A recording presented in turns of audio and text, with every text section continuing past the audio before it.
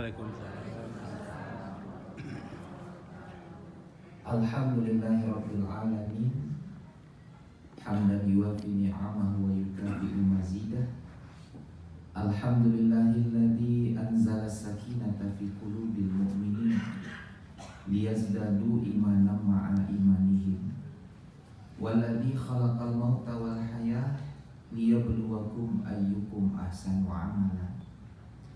Asyhadu an la ilaha illallah wahdahu la syarikalah. Lahul mulku wa lahul hamd. Yuhyi wa yumit wa huwa ala kulli syai'in qadir. Wa asyhadu anna Muhammadan abduhu wa rasuluh. Ba'athahu rahmatan lil alamin wa uswatun lil mu'minin. Allahumma fasholli wa sallim wa barik ala hadzal nabiyil karim wa ala alihi wa sahbihi ajma'in wa man tabi'ahum bi ihsanin ila yaumiddin. Mari kembali kita perbaharui rasa syukur kita atas nikmat demi nikmat yang sampai detik ini tiada henti Allah beri. Nikmat yang lebih khusus, nikmat yang luar biasa adalah Allah pertemukan dengan bulan Ramadan. Dulu di bulan Rajab kita disuruh berdoa. Ambo yakin ibu bapak udah mulai berdoa. Allahumma barik lana fi Rajab wa Sya'ban wa balighna Ramadan. Ya Allah, berkatilah kami di bulan Rajab dan di bulan Sya'ban, dan sampaikan, hidupkan, beri kami kesempatan berjumpa bulan Ramadan. Banyak orang yang berdoa dulu tuh ibu bapak, cuman tidak semuanya Allah kabulkan. Orang yang di tempat bencana itu Sumatera, ada Aceh, Sumut, Sumbar, mungkin ada yang lebih soleh dari kita, tapi Allah tidak berikan kesempatan.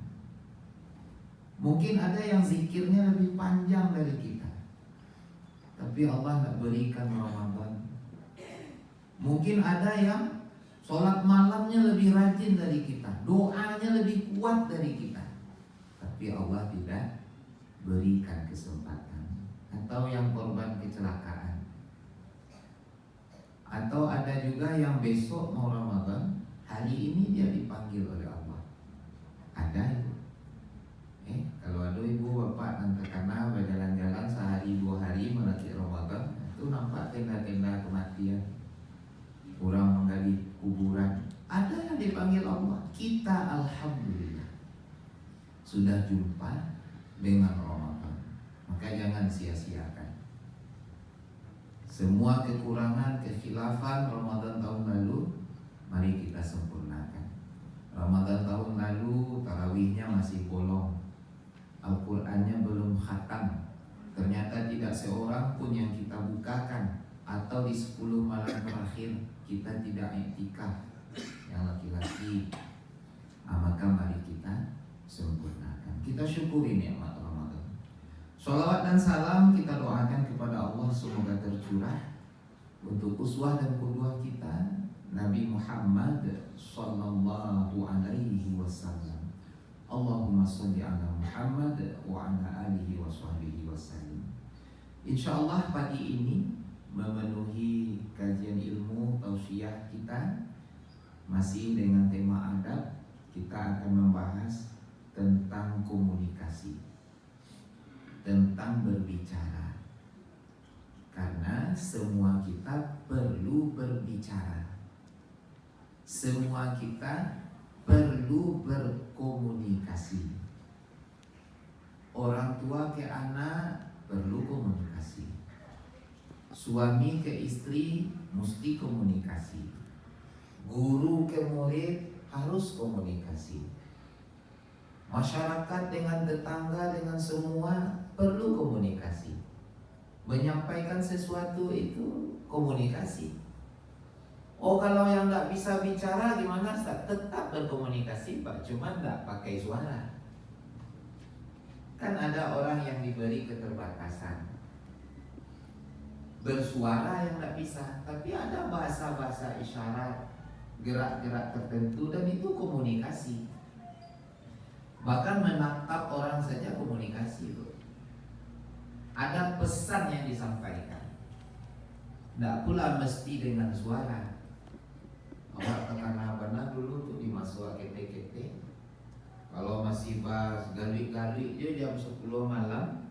Kalau heboh-hebohnya dia di rumah gadang, itu naik mamak dia tak ya. Nak donya ngecek-ngecek kenapa? Naik mamak awak tu tagaknya dibuku, dia candik sewa. Itulah lari sadonya ke dalam bilik. Nak taruh keluar.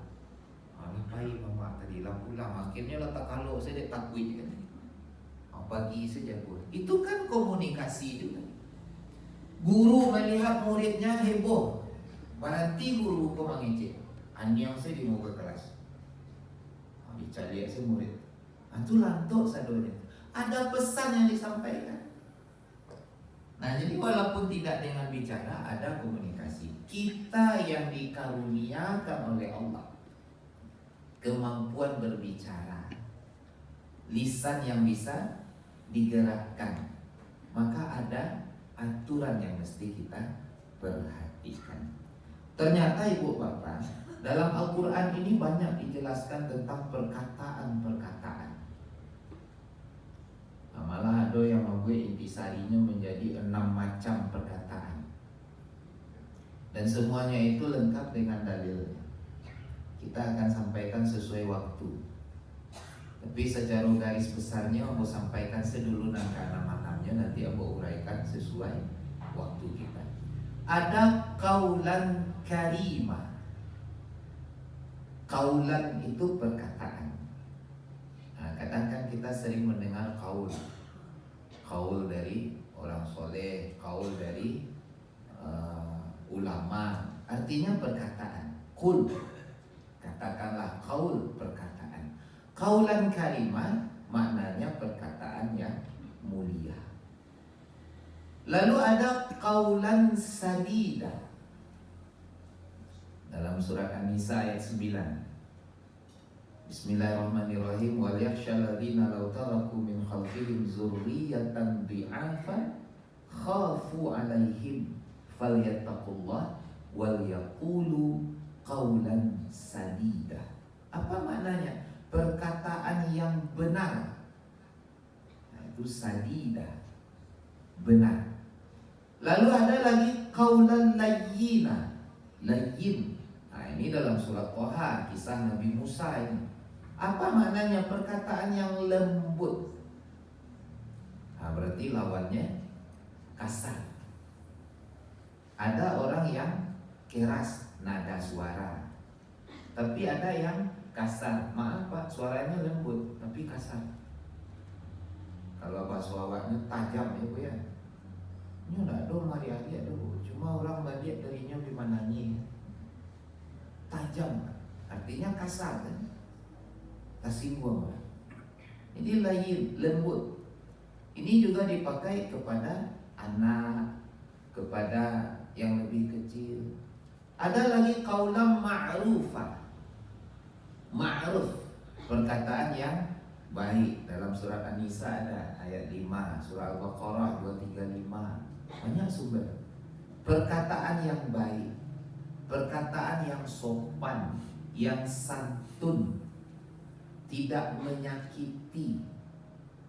Nah, lalu ada lagi yang kelima, qaula baligha. Baligha ini kan tabligh, menyampaikan. Maka qaula baligha secara sederhana maknanya perkataan yang sampai. Nah, kira-kira ibu bapak, udah uni jemaah, maksudnya sampai itu apa? Mengerti orang dan mandanga. Qaula baligha. Tujuan kita berbicara apa ibu bapak? Agar yang mendengar faham, kan itu tujuan. Sederhana. Apa gunanya awak mengecek? Supaya orang yang mendengar mengerti. Maka qaula baligha ini seni bicara, etika komunikasi. Dengan siapa kita bicara, pastikan dia faham apa yang kita ucapkan. Bicara dengan anak-anak, bahasa anak-anak. Kadang kan awak bicara dengan anak-anak tapi pakai bahasa orang tua. Yang awak citon pengorbanan awak Pak Piti banyak utang bayi. Umurnya 3 tahun pun. Mana dia paham? BPJS ke belum urus jawabnya. Tunggakan datang beban pikiran gitu. Masalah demi tua kan bercerita juga anak kan.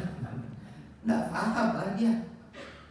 Tapi kalau kita bicara dengan orang yang punya kapasitas keilmuan, orangnya ilmiah, nggak boleh pula bicara sederhana, karena mereka butuh data.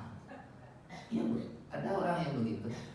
Jadi kalau awak magiahkan informasi sederhana, saya tidak percaya. Tapi lengkapi dengan data, ada sumbernya.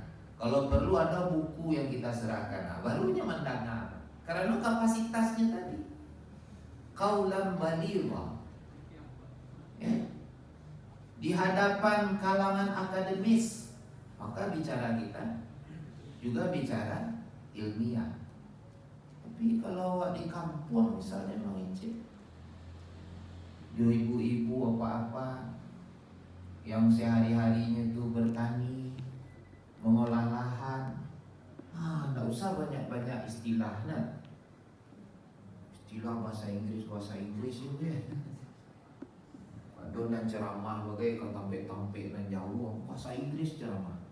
Kedua istilah. Hari ini terjadi globalisasi karena pengaruh westernisasi yang menyebabkan degradasi dan dekadensi generasi. Karena itu kita harus sinergi dan berkolaborasi. Kata mano-mano gimana?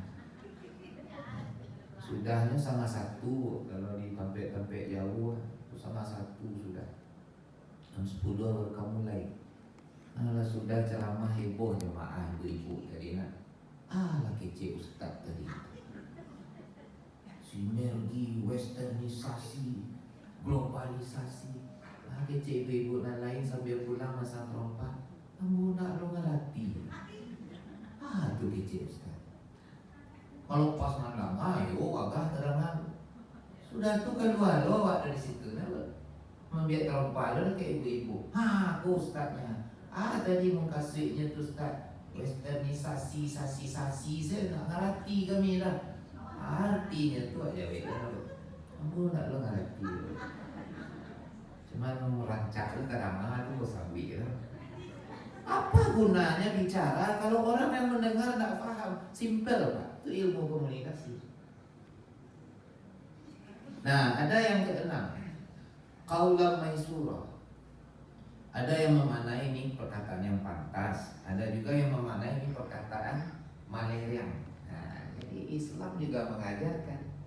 Awak kalau di Minang katonan apa? Nah, hampir macam jenisnya kan. Kato mandaki, kato mandata, kato menurun, kato Malaysia. Ternyata dalam Islam ada juga. Maisura itu ada juga yang memaknai kata yang pantas untuk situasi-situasi tertentu. Ada yang mengartikan kata sindiran. Dalam Islam itu ada sindiran. Bahkan melamar seorang perempuan bisa dengan sindiran.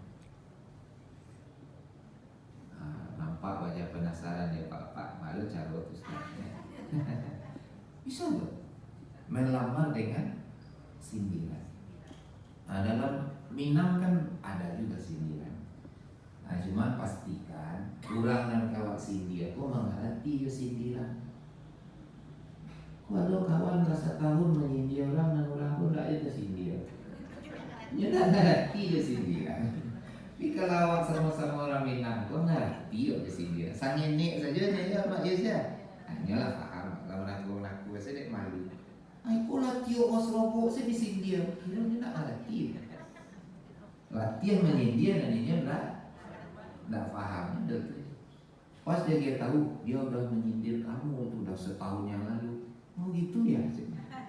Nggak merasa. Itulah lebih kurang 6 ringkasan saja ya Bu. Nanti waktu perdalam sesuai waktu yang tersedia. Kita kembali. Yang pertama, qaulan kalimah. Ini ayat populer surat Al-Isra ayat 23-24. Bismillahirrahmanirrahim. Wa qadha rabbuka alla ta'budu illa iyyahu wa bil walidaini ihsana. Hafal. Imma yablughanna 'indaka al-kibara ahaduhuma aw kilahuma fala taqul lahumā uff wa la tanharhumā wa qul lahumā qawlan karīmā. Perkataan yang mulia. Dalam konteks ayat ini adalah kepada orang tua. Fala taqul lahumā uff. Awak sejak didikan subuh itu ditekankan. TPA, MDA awak mengaji ketik-ketik dulu. Janganlah kamu mengucapkan perkataan kalau dalam terjemahan gitu ya. Kalau awak dulu acukna menangah mandace. Jangan mandace. Mandace itu model lagu. Itu acuk mandace dulu. Ya, cis. Bahasa Indonesia nya nak mengucapkan perkataan cis, uff. Mandace saja tidak boleh. Hari ini kita mendapati anak-anak zaman sekarang tidak mandace, nyodebat orang tuanya. Kalau mandace itu sebenarnya kan dongkol dalam hati. Anak-anak ini diungkapkannya dilapih. Ayat berikutnya wala tanharhuma. Janganlah kamu membentak atau meninggikan suara. Aku pernah mendapati anak mari orang baik kemudian membanting pintu. Diampehnya pintu pintu diampeh yang bola awak tadi. Sudah tu bercerita orang baiknya kiranya piti balanjunya hari itu kurang. Biasa dia ke piti sehari itu 5.000. Hari itu tu orang baik memang batu-batu tak perlu ada piti yang dia 2.000. Jadi kurang lanjut nyuari orang baiknya nyampekan pintu rumah. Padangkan. Qaulan karimah, perkataan yang mulia. Maka kalau kita mau jujur ibu bapak, sudah berapa kali kita bersuara keras kepada orang tua kita, yang sampai membuat mereka beribah hati, mengurut dada, mendengar suara kita, melihat tingkah kita. Padahal kita tahu orang tua lah yang berkorban luar biasa. Kalau ibu yang kita gaji hampir mati ketika melahirkan, diurus kita 2 tahun menyapi dalam keadaan wahnan ala wahnin, lemah bertambah lemah. Lalu ayah ini banting tulang, peras keringat, pergi pagi pulang petang. Tak malu lagi melakukan berbagai pekerjaan yang dianggap rendah, asalkan keluarga anak bisa makan sekolah. Tapi kita bentak, kita hardi. Maka dengan orang tua janganlah kita meninggikan suara. Jangan sampai kita menghardik dan membentak. Ibah hati. Kita yang sudah jadi orang tua pasti merasakan. Kalau dikalian saja di anak awak, walaupun anak awak belum faham tak, masih ketik-ketik, tapi rasul-rasul kamera dia awak itu mana jauh apa awak. Nah ini qaulan karimah. Tapi sebenarnya karimah ini tidak hanya dari anak ke orang tua. Karena ada orang-orang yang harus kita muliakan, Pak. Nah, ini kita harus pahami juga. Ada orang yang kita muliakan karena mereka adalah orang tua kita. Ada orang yang kita muliakan karena ilmu yang mereka punya. Secara usia dia di bawah kita. Kau kan para lujo awak faham kau. Nya ketik baru, mudo baru, cuman ilmunya Pak. Maka kita muliakan juga karena ilmunya. Kadang awak ajuk juga kurang arif dalam hal itu. Diperlakukan juga lah guru aku sebagai orang masuk dulu. Tidak kita muliakan. Karena mungkin dulunya ketik, dulunya murid awak, Kadang awak mengicik, dulu kitik-kitiknya dulu. Ya awak sadar dulu kitik makan. Takut langsung kadang sih bu. Tahu ayamnya nama kitik-kitik, nak doanya nama ngarati, nak ada awak nama ngarati apapun saja lain. Pasti awak belajar. Sementara ini ilmunya luar biasa, kita mesti ambil hikmahnya dan harus belajar darinya. Muliakan. Ya. Mungkin jauh lebih mudah atau pernah jadi murid kita, tapi hari ini beliau mesti kita muliakan karena ilmu yang dimilikinya. Nah, kita muliakan guru kita muliakan ustaz-ustaz kita, syekh kita. Dan bahkan ada negara yang kabarnya memuliakan guru ini sangat luar biasa. Ambo dulu pernah ke situ kan. Cuman orang bercerita aduh negara-negara tertentu padahal enggak negara muslim. Ada nih budangan. Hanya nunduk. Jepang ini kan? Jepang ya? Jepang Jawa ya? Ada pada Jepang mengerti. Ambo mendengar tapi sekali lagi ambo dulu ke situ banyak hormat ke gurunya kok pada kenal lain nunduk kok ke orang 2 kali ya ke guru 3 kali kok kenal lain 3 kali ke guru 4 kali. Ada ketika lah balik dari guru tu nya mundur tu nih sampai keluar dari ruangan mundur dulu.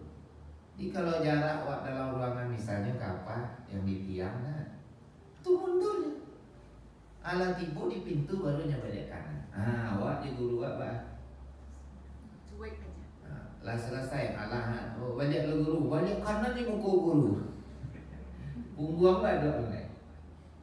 Di negara tertentu entah kok fahamnya nyoba memuliakan guru tapi itu kan tradisinya ya. Mundur dulu Pak. Ditatapnya masuk ke guru. Sampai keluar ruangan baru balik kanan, pasang sepatu karena terlupa kali. Kita kadang memang tidak bisa memuliakan. Ini pelajaran. Masih muda atau belum kenal lama, tapi kita muliakan karena ilmunya. Ada orang yang kita muliakan karena amanah atau karena tugasnya. Misalnya tuh pimpinan, atasan itu perlu juga dimuliakan sepanjang kebijakan atau program atau keputusannya itu memberi manfaat kepada orang banyak dan tidak bertentangan dengan ketaatan kepada Allah. Ya kan Islam mengajarkan kepemimpinan. Salah satu ajaran kepemimpinan itu adalah ketaatan pada pimpinan. La Islam illa bil jamaah, la jamaah illa bil imamah, la imamah illa bil ta'ah. Tidak ada Islam tanpa jamaah, tidak ada jamaah kalau tidak ada imam, tidak ada imam kalau tidak taat. Jadi manusia itu kan ditaati pimpinan. Nah sekali lagi dalam rangka ketaatan kepada Allah. Nah jadi ini kaulan karimah, perkataan yang mulia. Ada kepada orang tua, bahkan dalam beberapa ayat Al-Quran itu ada panggilan kemuliaan. Bacalah kisah Luqman itu.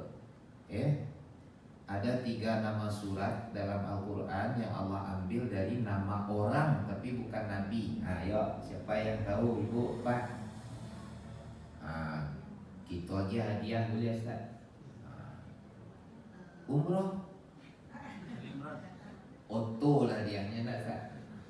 2 langsung Oto. Apa bu? Kalau nama nabi banyak surat Yunus kan Nabi, surat Ibrahim Nabi. Ya silakan. Kisah dalam Al-Quran itu kita bisa lihat nanti pertama surah Maryam. Surat Maryam, bukan Nabi ya? Bukan Nabi. Bukan Nabi. Tuh. Yang kedua itu surah Luqman itu dari ayat 11 sampai 17. Luqman juga bukan Nabi. Nabi. Ya, surat 31 ya. Ya. Nah, lanjut. Luqman surat berapa, Bu? Luqman surat 31. Iya, nah, lanjut. Maryam, Luqman. Nah, yang ketiga Ali Imran. Ali Imran. Ali Imran. Dewan Juri. Benar, benar itu Dewan Juri. Benar. Ya. Itu 3 nama orang tapi tidak nabi. Artinya kan kita perlu menelusuri apa keistimewaan 3 orang ini sehingga disebut sebagai nama surat. Dan ketiga-tiganya ini berkisah tentang keluarga. Dan dalam setiap kisahnya ada komunikasi. Ali Imran itu kan artinya kalau di dalam terjemahan itu keluarga Imran. Berarti kalau keluarga tentu ada suami, ada istri, ada anak. Maryam wanita suci yang difitnah, dikucilkan, dikatakan begini-begini, dihadapi dengan sabar. Lalu Luqman ini pendidikan aja isi. Ambo banyak berserobot jalan anak iyan Pak yang sedang kuliah ibu. Tahu kok do anak ibu bagaimana? Nah, itu judul skripsinya banyak tuh dari surat Luqman. Banyak anak ketemu Ustaz.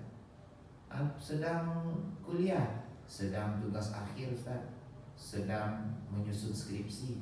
Apa judulnya? Pelajaran di dalam surat Luqman. Pendidikan yang terkandung dalam surat Luqman. Hubungan ayah dan anak dalam surat Luqman. Harmonisasi keluarga dalam surat Luqman. Jadi di surat Luqman pula ribuan orang jadi sarjana. Ya. Nah jadi ini yang pertama, kaulan karimah. Ada yang memanggil ayahnya tuh ya abati. Nah itu kalau manggil anak ya bunayya. Kan itu panggilan kemuliaan. Awak apa memanggil orang kayak do dengan kemuliaan.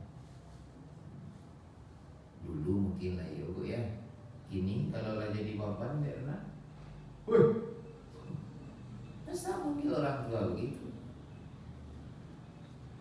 Kan ujiannya datang nanti setelah orang tua kita lanjut usia. Lalu oleh sebagian anak itu jadi beban. Nah, masihkah kita bisa kaulan karimah? Ketika orang tua menumpahkan makanan, ketika air berserakan, ketika pakaiannya tidak lagi rapi tersimpan, ketika disuruh mandi banyak alasan, masihkah kita kaulan karimah? Atau ketika orang tua kita sakit dirawat, ibu bapak, itu surga buat kita. Maka kalau ada orang tua kita yang sakit dirawat di rumah sakit kah atau di rumah, maka ambil kesempatan itu. Sekali saja kita lewatkan, maka menyesalnya seumur hidup. Cubalah karena apa awak nak mengambil peluang merawat orang tua awak, menyesalnya seumur hidup dan tidak bisa diganti. Wak rawat banalah orang lain, tapi kan tidak orang tua awak. Kaulan karimah. Lalu kita lanjut sampai jam berapa? Syuruk jam berapa? 6:35. Ya. Jadi yang kedua kita coba bahas adalah kaulan sadidah.